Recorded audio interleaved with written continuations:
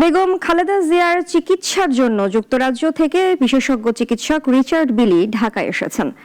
যুক্ত হয়েছেন মেডিকেল বোর্ডের সাথে। আর রাতেই চীনের বিশেষজ্ঞ চিকিৎসকরা এসে যোগ দেবেন। খালেদা জিয়ার ব্যক্তিগত চিকিৎসকদের বরাতে জানিয়েছেন দলের প্রেস উইং সদস্য সাইরুল কবির খান। বিস্তারিত রাশেদুল কাদেরের রিপোর্টে। বিএনপি চেয়ারপারসন ও সাবেক প্রধানমন্ত্রী গুরুতর অবস্থায় হাসপাতালে চিকিৎসাধীন। তার চিকিৎসার সহায়তার জন্য বিদেশি বিশেষজ্ঞ চিকিৎসকদের প্রয়োজন মনে করে মেডিকেল বোর্ড।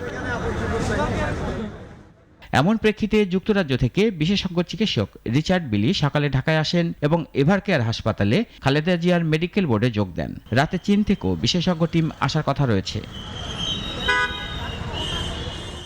সাবেক এই প্রধানমন্ত্রীর প্রেস উইং সাইরুল কবির খান তার ব্যক্তিগত চিকিৎসকের বরাত দিয়ে জানিয়েছেন, খালেদা জিয়ার শারীরিক বিষয়ে নতুন করে বলার কিছু নাই।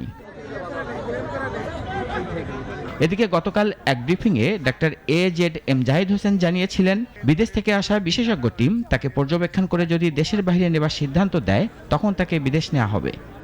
ইউকে থেকে ওনাকে দেখার জন্য বিশেষজ্ঞ আসবেন এবং ওনারা দেখবেন। দেখার পরবর্তীতে ওনাকে যদি ট্রান্সফারেবল হয়, আমাদের যদি ট্রান্সফার করার প্রয়োজন পড়ে মেডিকেল বোর্ড মনে করে, তখনই ওনাকে সেই যথাযথ সময়ে ওনাকে চিকিৎসার জন্য দেশের বাইরে নিয়ে যাওয়া হবে। গেল জানুয়ারিতে খালেদা জিয়াকে উন্নত চিকিৎসার জন্য লন্ডন নেওয়া হয়েছিল। সেখানে 4 মাস চিকিৎসা শেষে গত 6 মে তিনি দেশে ফেরেন।